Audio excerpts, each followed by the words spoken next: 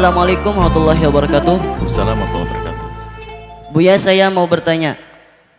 Ibu dan ayah saya berpisah sejak saya masih kecil. Saya tahu perilaku ayah saya kepada ibu saya. Ayah saya menyiksa batin ibu saya dengan cara bermain perempuan sampai meninggalkan ibu saya. Dan pertanyaan saya, apakah saya wajib berbakti kepada ayah saya sedangkan perilaku ayah saya begitu dan tidak pernah mendidik saya sebagaimana seorang ayah kepada anaknya? Terima kasih. Assalamualaikum warahmatullahi wabarakatuh. Waalaikumsalam. Ujian bagi seorang anak yang sangat besar, akan tapi kalau lolos pun pangkatnya tinggi, yaitu ujian di dalam berbakti.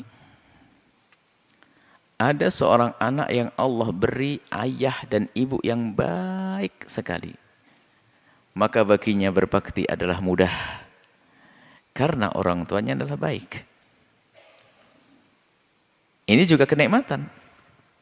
Tapi ada yang diuji oleh Allah dengan orang tua yang tidak baik, zalim kepadanya, dan seterusnya.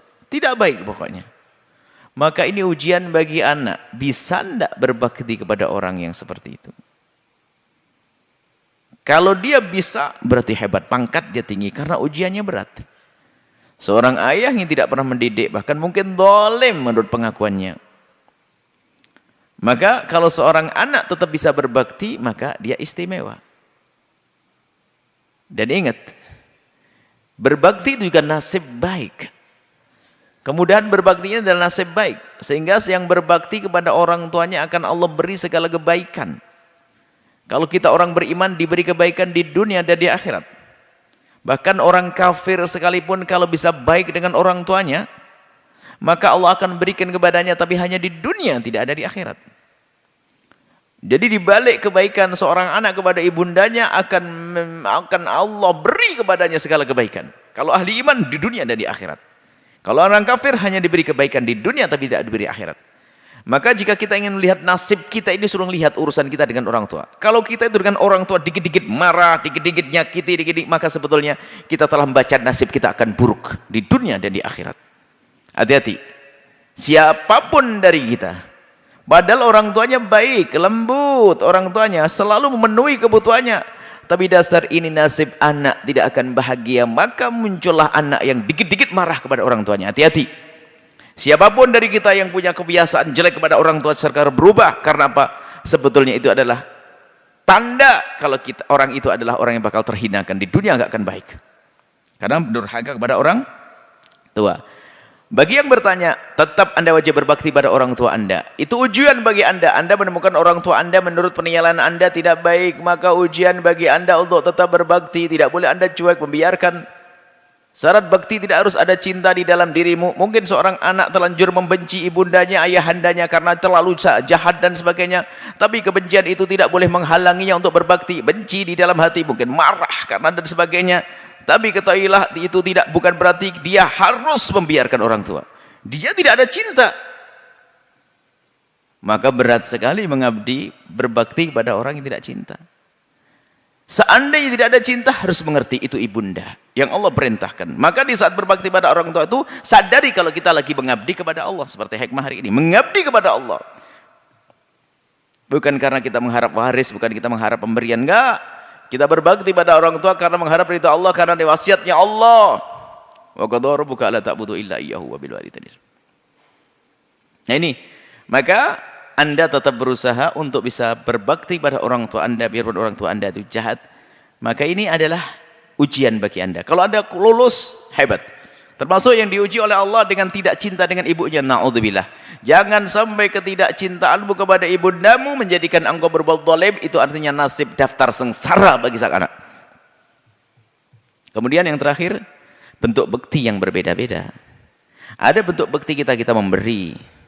Ada bentuk bakti kita menasehati. Ada bentuk bakti kita mengangkat beliau dari keterpurukan. Misalnya ayahnya melakukan dosa maksiat. Bakti kita yang paling istimewa kepada orang tua yang pelaku dosa, mengentaskan mereka dari dosa. Orang tuanya judi, gimana bakti saya kepada orang tua saya yang berjudi? Rayu dan rayu, hibur dan hibur, sampai beliau jauh dari judi. Ajak diskusi, ajak ngobrol, jauhkan dari judi. Orang tua saya tidak sholat, saya baktinya bagaimana? Jadikan bagaimana beliau bisa menjadi ahli sholat. Ada masalah pemberian harta dan sebagainya, itu mah enteng, gampang. Yang repot adalah itu tadi. Kita tetap bisa mengabdi kepada orang tua di saat orang tua ternyata tidak baik. Intinya apa maksudnya? Tidak ada alasan untuk tidak berbakti kepada orang tua. Tidak ada alasan untuk tidak berbakti kepada orang tua. Bahkan bagi seorang anak yang punya orang tua belum beriman sekalipun. Wa sahibhuma fid dunya ma'rufa. Bergaulah di dunia dengan cara yang baik. Kalau beliau lapar, kasih makan. Sakit, obati.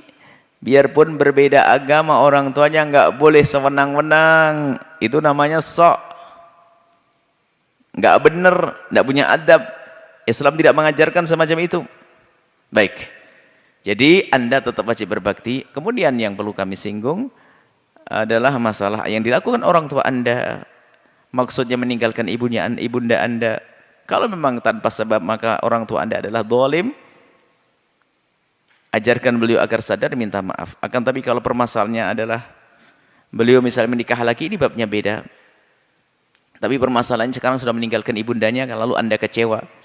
Anggap saja orang tua Anda sudah tidak baik dan tidak benar, maka ketahuilah Anda harus semakin dekat kepada beliau, agar beliau tidak semakin jauh, semakin hilang.